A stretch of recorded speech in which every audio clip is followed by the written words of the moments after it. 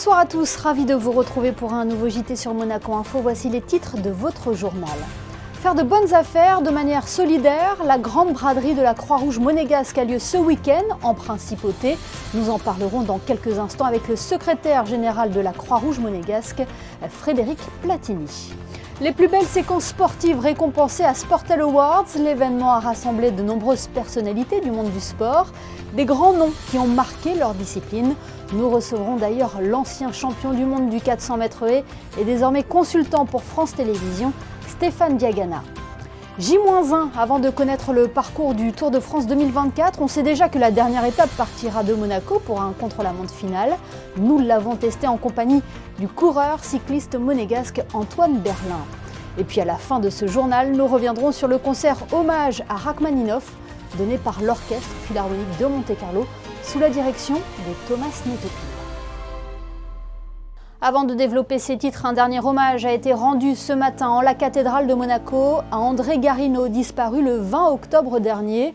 Membre du Conseil de la Couronne, il était notamment le président du conseil d'administration du centre hospitalier Princesse Grace et président honoraire du Conseil économique, social et environnemental. C'est l'un des rendez-vous phares de la Croix-Rouge monégasque qui permet de financer ses actions. La grande braderie aura lieu ce samedi 28 octobre à l'espace Léo Ferré. L'opportunité de faire de belles affaires tout en étant solidaire des causes que soutient la société monégasque. Bonsoir Frédéric Platini. Bonsoir Émilie. Cette année, la grande braderie de la Croix-Rouge monégasque retrouve l'espace Léo Ferré et se déroulera que sur un jour.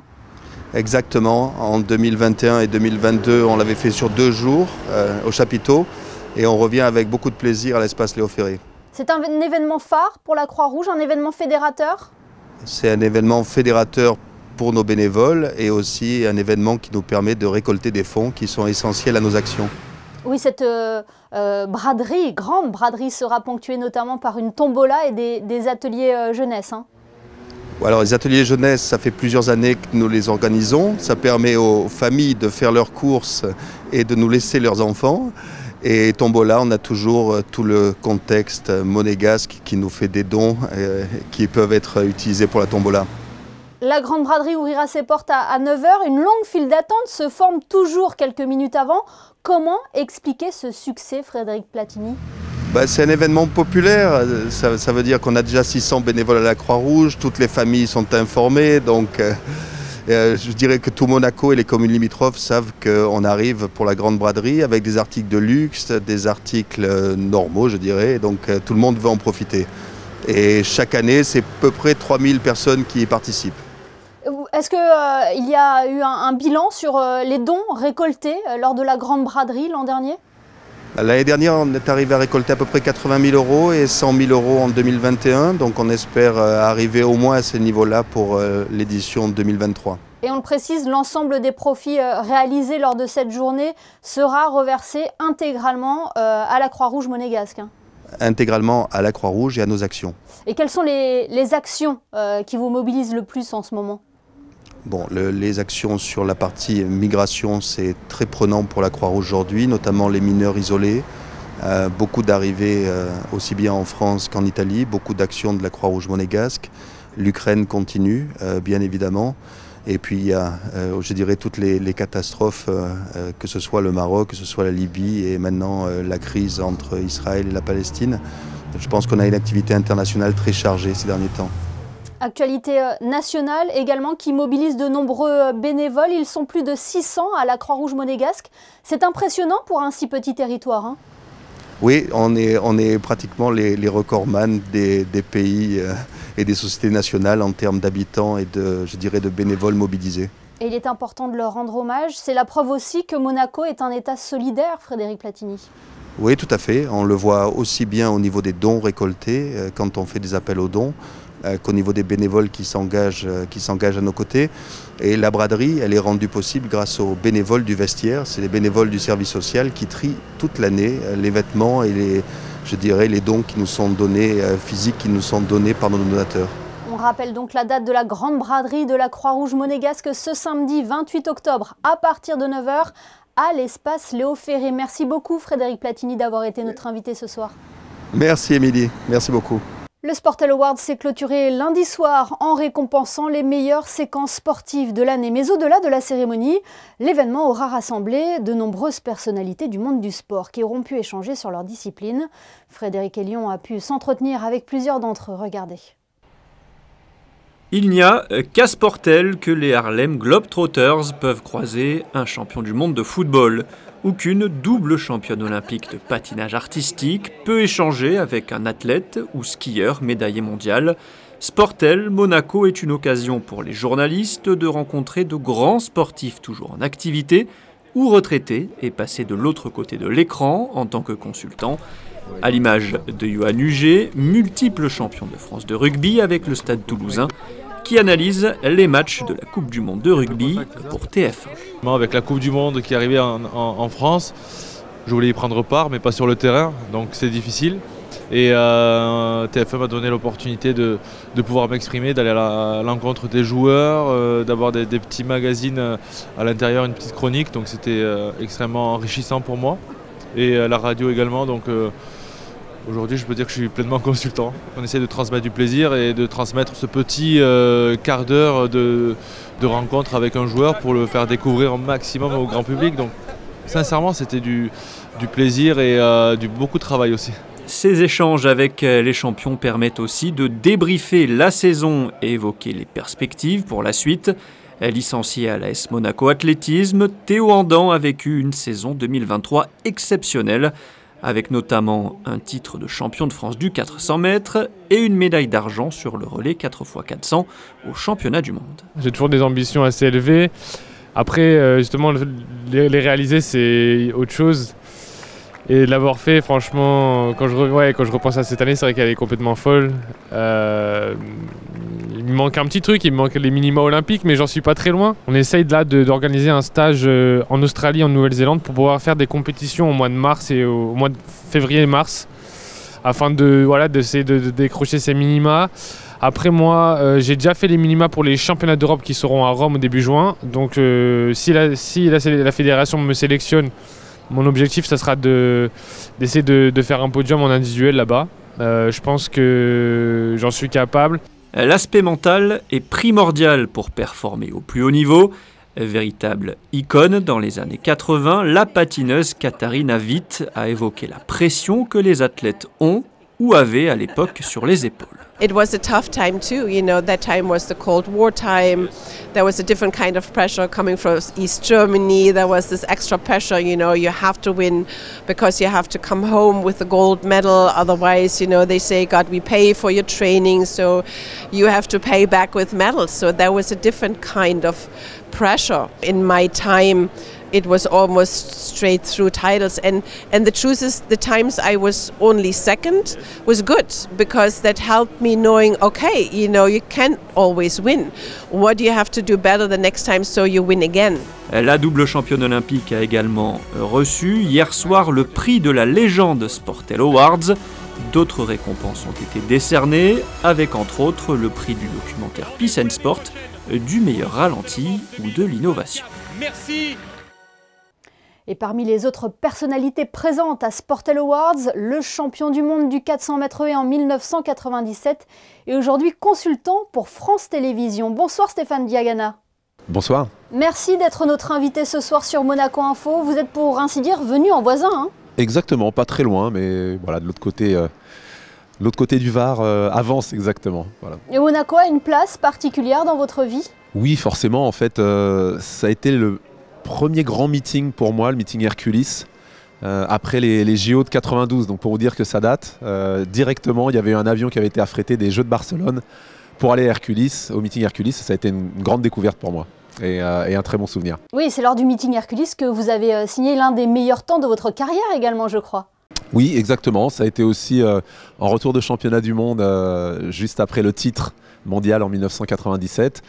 J'étais venu courir juste après Hercules. J'avais perdu, j'ai fait deuxième contre un de mes adversaires des championnats du monde, mais tout près de mon meilleur temps quand même de l'année. Et voilà, j'ai rarement couru aussi vite. Cela reste aujourd'hui un meeting de très grande qualité, idéalement placé au calendrier? Oui, c'est vrai que c'est un très très grand meeting avec des performances toujours incroyables, particulièrement dans le demi-fond, mais pas que. C'est l'une des étapes les plus attendues par les athlètes. Et c'est vrai que quelquefois, il a bougé un petit peu dans le calendrier pour des raisons diverses et variées, mais il y a toujours eu des performances, quelle que soit la date. Il y a une atmosphère particulière et voilà, un talent d'organisation incroyable avec Jean-Pierre Chebel et toute son équipe notamment. Stéphane Diagana, la Principauté a annoncé récemment sa candidature pour être capitale du sport en 2025. Est-ce que selon vous, Monaco est une terre de sport ? Oui, je crois qu'il y a quand même des très très grands événements à Monaco. Bien sûr, j'ai parlé de l'athlétisme, il y a la Formule 1, il y a le tennis. Voilà, il y a peu d'endroits qui, sur un territoire aussi resserré, accueillent des événements aussi prestigieux que ceux que je viens de citer. Et il y en a bien d'autres, bien sûr. Donc oui, on peut dire que c'est une terre de sport. Un mot sur les derniers résultats de l'équipe de France d'athlétisme au championnat du monde de Budapest. Il vous avait amené à soulever un problème profond. C'est le manque de la place du sport dans notre société, et ce, dès le plus jeune âge. Exactement, je crois que ça pose la question de la place du corps dans l'enseignement. On apprend essentiellement la vie assis sur une chaise, et je crois qu'il y a pas mal de choses qui s'apprennent différemment, que ce soit par le théâtre, par la danse, par la musique, par le chant, et bien sûr par le sport. Donc c'est vraiment la place du corps, et forcément la place du corps elle est tellement importante dans le sport. Je crois il y a certaines sociétés qui ont compris toutes les vertus éducatives, toutes les contributions éducatives du sport sur le plan de la santé déjà. C'est un enjeu de santé publique aujourd'hui plus que jamais, mais aussi sur le plan de la citoyenneté, de la capacité à aller chercher des ressources au fond de soi, à respecter des règles, à s'inscrire dans un cadre. Je crois que ce sont des valeurs dont on a énormément besoin aujourd'hui, et que faciliter la pratique sportive est un enjeu majeur pour toutes ces raisons-là. Et ce sont ces valeurs qui serviront peut-être à former de futurs champions ? Oui, bien sûr, de futurs champions, des citoyens avant tout. Voilà, mais bien sûr, de futurs champions, ça part de là. Mais il faut qu'il y ait cette reconnaissance, et c'est un problème culturel. Tous les pays qui reconnaissent les vertus de la pratique sportive, bien encadrées, avec des gens qui sont bien formés pour accompagner les jeunes dans cette pratique, ces pays sont en avance sur les résultats sportifs de manière évidente, puisqu'on y fait une place à l'école, dans les murs de l'école, et puis surtout hors des murs de l'école, c'est-à-dire que les rythmes scolaires permettent de pratiquer aussi hors de l'école, dans des pays où on quitte les cours à 14h ou à 15h, ce qui est loin d'être le cas en France, avec bien souvent en plus des devoirs en quantité qui rendent la pratique presque impossible. Stéphane Diagana, vous êtes donc l'une des nombreuses personnalités invitées au Sportel. Quel genre de consommateur de sport à la télévision êtes-vous ? Alors je pratique plus que je ne regarde pour être juste, mais j'aime beaucoup regarder. Bon, voilà, il y a quelques sports que je pratique et forcément que je regarde, donc je pratique moins mais que j'aime beaucoup.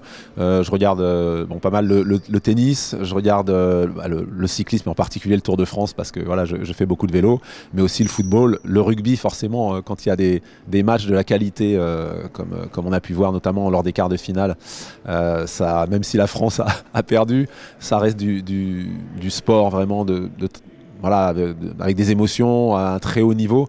Et voilà, j'aime ça. Je suis bien sûr supporter de l'équipe de France, mais je suis capable, même dans la défaite, de reconnaître la victoire des autres, et puis surtout la qualité du jeu qui a été proposé. Et voilà, je suis un amoureux du sport pour ça aussi. Et s'il y avait une séquence sportive, une image à garder en tête cette année, laquelle serait-elle ? Pour moi, le grand moment d'émotion, ça a été le dénouement du concours de saut à la perche. Forcément, j'étais commentateur à Budapest du concours de saut à la perche femmes, entre Nina Kennedy, l'Australienne, et Katie Moon, l'Américaine, où finalement elles ont choisi d'un commun accord, mais on ne savait pas du tout comment ça allait se passer, c'était très indécis, de ne pas disputer de barrage pour se départager pour la première place. Donc il y a eu 2 médailles d'or de distribuer, mais beaucoup d'émotions dans ce moment-là. Eh bien, merci beaucoup Stéphane Diagana d'avoir été notre invité ce soir sur Monaco Info. Merci à vous, merci de votre invitation.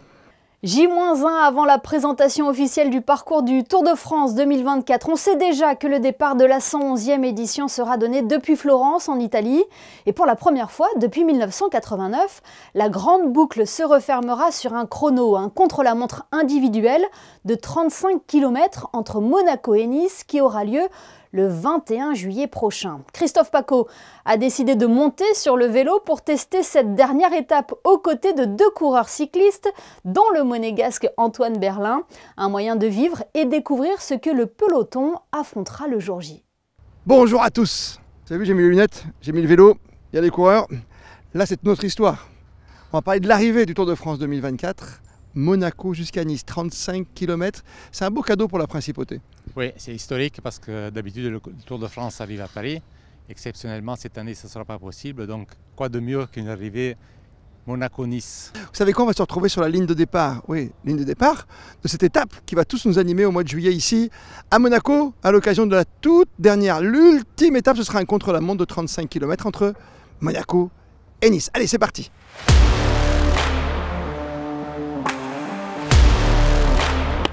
On est parti. Et c'est encore loin, Nice? Bah, c'est pas si loin, mais on va faire des petits détours. Tu vas voir, ça va être sympa. Ok, allez, on y va. À fond.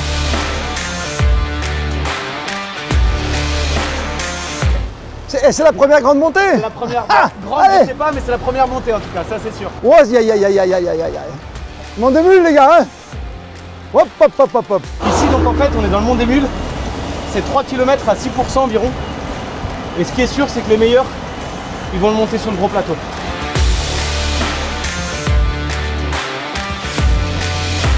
Ils vont rouler à combien là? Oh, dans la montée, ils vont rouler à 30 km/h. 30 km/h, ouais. Ouais, facilement, ouais. Ouais, parce que c'est quand même des coureurs de très haut niveau. Ils connaissent le parcours. Les coureurs du classement général, ils vont se jouer la victoire. Donc ils vont être déchaînés.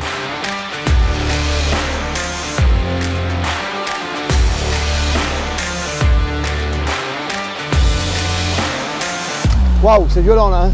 Donc là, c'est 1,5 km de montée à 10%. Mais les passages les plus raides, on va atteindre les 17-18%. Bon, on fait une pause de col d'Aise, hein, les gars. Allez. Ouais, maintenant c'est que de la descente jusqu'à Nice. Le gros du sujet a été fait, le plus dur aussi. Donc maintenant c'est une dizaine de kilomètres de descente. Et puis on va aller plonger sur Nice pour arriver vers le finish. Allez. Oh. Bien anticiper le freinage. C'était génial, hein. L'arrivée par la mer, là. Wouh. Ah, t'es content. Et là, ils vont arriver place Masséna. Bah. On va s'arrêter là, nous. Hein. Oh. Génial, hein. Oh, quel parcours. Regarde, 35 km, parfait. 35 km. On l'a vu, hein. Tout Monaco au départ, après montée Beau Soleil, col d'Aise et tout, jusqu'ici, quoi. Ah, c'est magnifique, hein. Magnifique. Et t'es en pause un peu en ce moment? C'est ça, c'est l'intersaison. Encore 3 semaines de repos et puis il sera temps de préparer 2024. Tu fais le Tour de France? On croise les doigts. Ce sera pas sûr, mais pourquoi pas? Avec Victor de Monégasque, ce serait bien. Ce serait le rêve. Vraiment, c'était un plaisir d'être avec toi. Je sais pas ce que j'ai envie de te dire, mais j'aurais presque pu te battre. Oui, tu as marqué en montée? Ouais, je pense que tu aurais pu gagner. Oui. Le seul truc, c'est que j'avais un vélo électrique. Ouais, pas très réglementaire tout ça. Et nous retrouverons Christophe Pacaud demain à Paris pour la présentation officielle du parcours du Tour de France 2024. Le 24 octobre correspond à la journée des Nations Unies. Cette date marque l'entrée en vigueur de la Charte des Nations Unies en 1945 qui officialisait donc la création de l'ONU. À ce jour, l'organisation compte 193 États membres, dont la Principauté. Et cette année, Monaco célèbre les 30 ans de son admission aux Nations Unies. À cette occasion, Monaco Info diffuse ce soir un documentaire réalisé par notre correspondante Alexandra Pagny. Elle est en duplex avec nous depuis New York. Bonsoir Alexandra. Présentez-nous Monaco ONU, 30 ans au cœur du concert des nations. Bonsoir Émilie. Oui, ça fait bizarre de se retrouver de ce côté, la place de l'interviewé. Ce documentaire, c'était quelque chose qui me tenait particulièrement à cœur. 30 ans d'admission aux Nations Unies. C'était un anniversaire qu'il fallait célébrer, on peut dire. L'objectif, c'est avant tout de montrer sous la forme de témoignages l'importance, les enjeux, le contexte de cette admission au cœur du concert des nations, d'où le titre.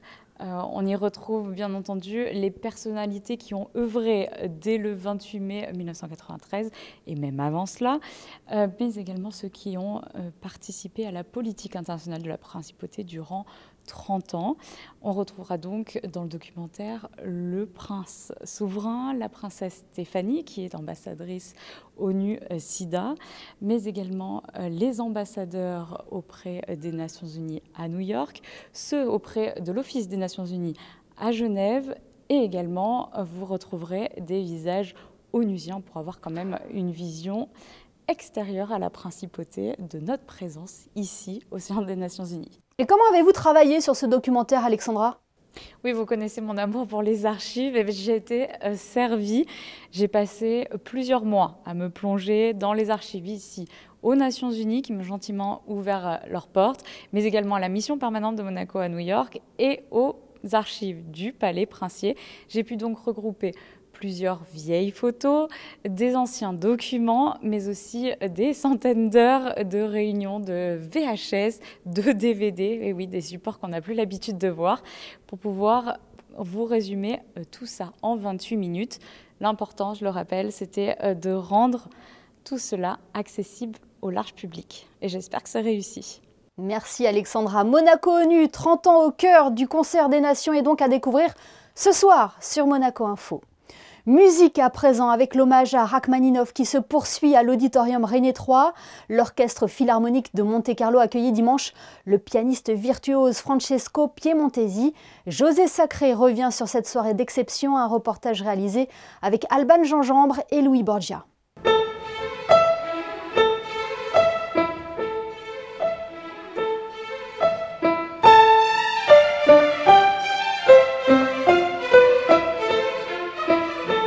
Rachmaninov, encore et toujours, 150e anniversaire de sa naissance oblige. Ce fut un bonheur, dimanche 22 octobre, d'écouter l'Orchestre Philharmonique de Monte-Carlo, sous la direction de Thomas Netopil, jouer la Rhapsodie sur un thème de Paganini, opus 43 de Rachmaninov, avec en soliste le pianiste italo-suisse Francesco Piemontesi. Je connais très bien le piano sur lequel Rachmaninov a composé cette Rhapsodie. Donc j'ai eu la chance aussi de travailler la Rhapsodie sur le même piano. Ce qui est toujours fascinant parce qu'il n'y a pas que l'oreille intérieure, il y a aussi le matériel vraiment du son. Qu'est-ce qu'un compositeur avait à disposition du point de vue du son? Et donc j'ai cette chance, j'ai eu cette chance et j'aurai cette chance dans le futur d'avoir du temps dans cette magnifique villa au bord du lac de Lucerne, sur son magnifique piano.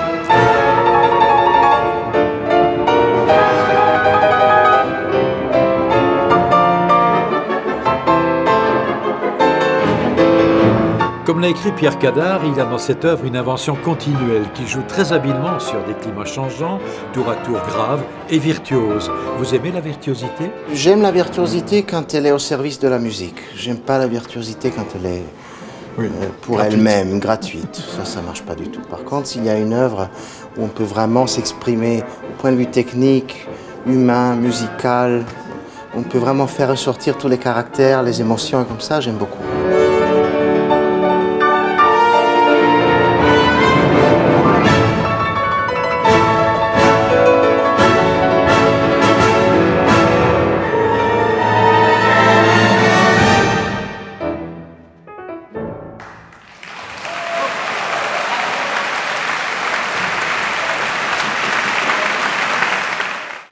Et prochain rendez-vous de l'OPMC ce dimanche avec une artiste qui s'est déjà produite en principauté, la pianiste Hélène Grimaud. Place à présent à vos prévisions météo. Bonsoir Julia Vial, après un mardi sous la pluie, que nous réserve la météo de demain Julia? Bonsoir Émilie, bonsoir à tous. Alors une journée complètement différente de celle que vous venez de passer vous attend demain. Le soleil fera son grand retour en principauté. D'ailleurs profitez-en car cela ne devrait pas durer. Du côté des températures, il fera 15 degrés au plus froid de la journée et 22 degrés pour les maximales. Nous perdrons encore quelques minutes de soleil avec un coucher prévu à 18h33. Demain sera la Saint-Crépin. Bonne fête à eux. Merci Julia et merci à vous de nous être fidèles chaque soir sur Monaco Info. On referme ce journal sur les couleurs automnales qui ont investi les étals de nos marchés. Nous y reviendrons d'ailleurs prochainement dans notre JT. En attendant, l'information continue sur nos réseaux sociaux, notre application et notre site internet. Passez une excellente soirée et à demain pour une nouvelle édition sur Monaco Info.